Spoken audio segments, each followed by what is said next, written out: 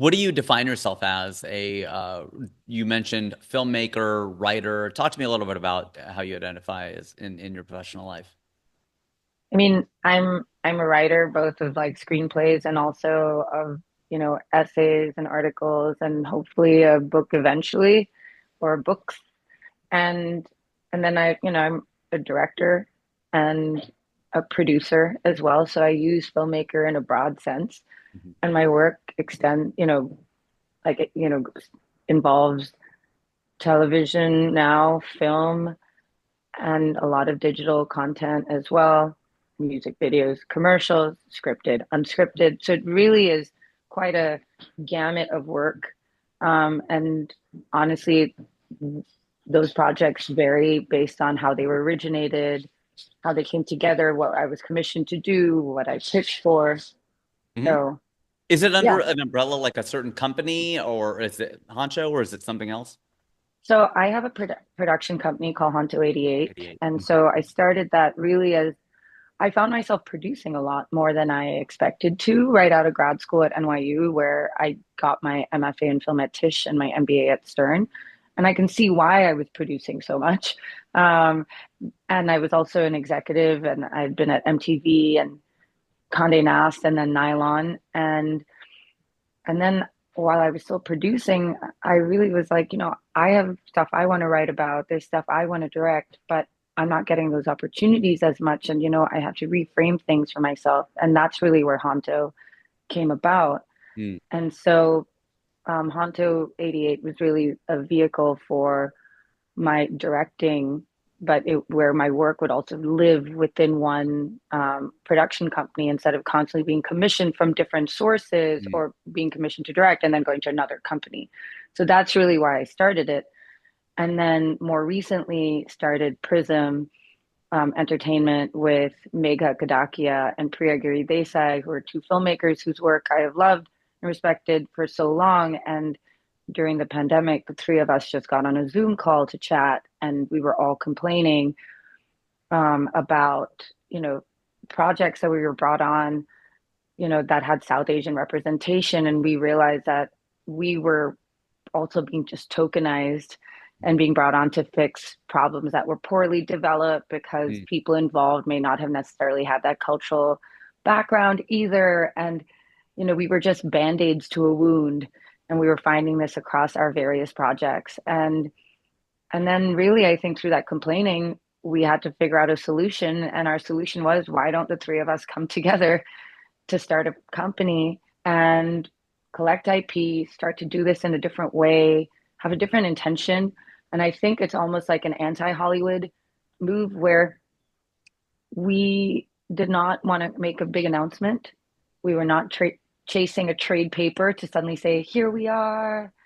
We wanted to be very intentional. Also, the three of us hadn't worked together before. And so we really wanted to take our time, build a slow slate, tap into our networks or communities um, in a way that, and all three of us have to be on the same page Mhm. around something too. And Sure. we have various backgrounds and perspectives.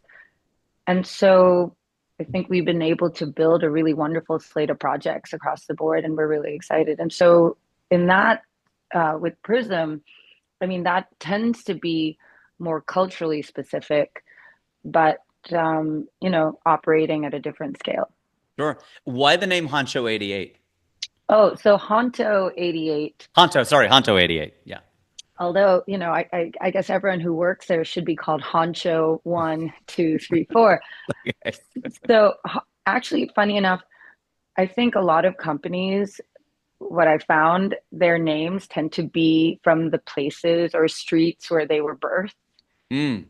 And Yeah. so when I was thinking about what company name could I have, so much of my creative work was really coming from my Chinatown apartment Mm. in downtown New York. And a friend of mine was like, "Wait, isn't your condo building called Honto 88?" And I thought, "Yeah, but what does that mean?"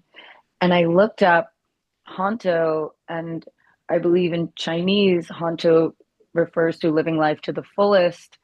And but then in Japanese, Honto means really. And I thought that that was just so funny that you have this very practical word that I tend to actually say a lot. And then you have this other kind of very like earnest, Yeah. thing.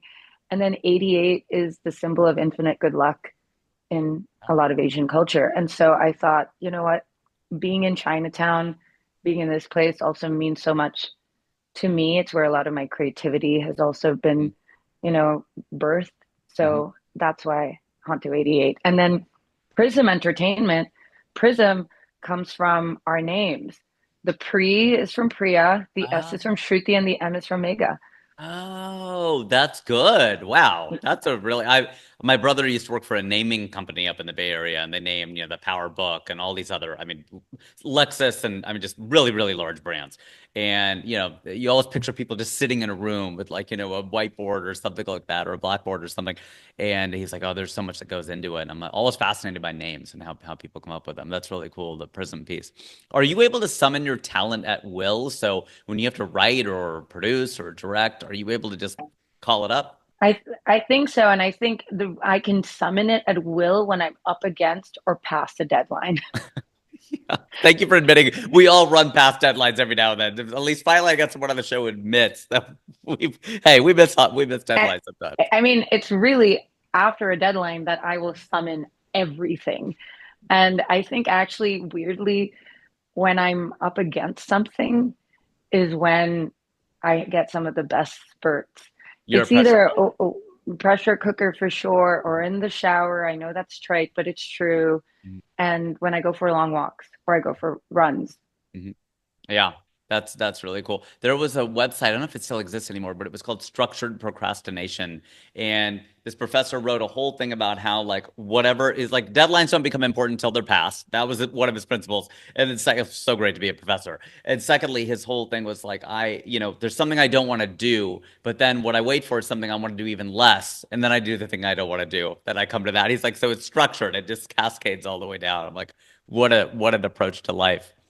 I am sure you get requested to do things all the time. We have limited resources. How do you say no to people? Um, And that could be in the well, context of well, projects that come across your desk that you said, you know what, this isn't a fit or whatever, or in your personal life. Sorry, I should have extended the question a little more, however you'd like to interpret it.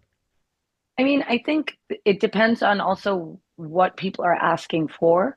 Hmm. And if it's work related, then what I'm starting to get better at acknowledging, even for myself, is my capacity because I can get very excited about the possibility of something, but not then I have to actually weigh in, you know, what experience does the person have who's asking me for the thing, and where am I going to fill in the gaps? Um, and have we all done this before? Are we growing? Are we just problem solving? Is that what this project is? Like I'm being brought into, to put out fires. Am I building with? Hmm. Am I adding to? Hmm. Is this, and I think that's a big part of like, you know, decisions I'm going to be making.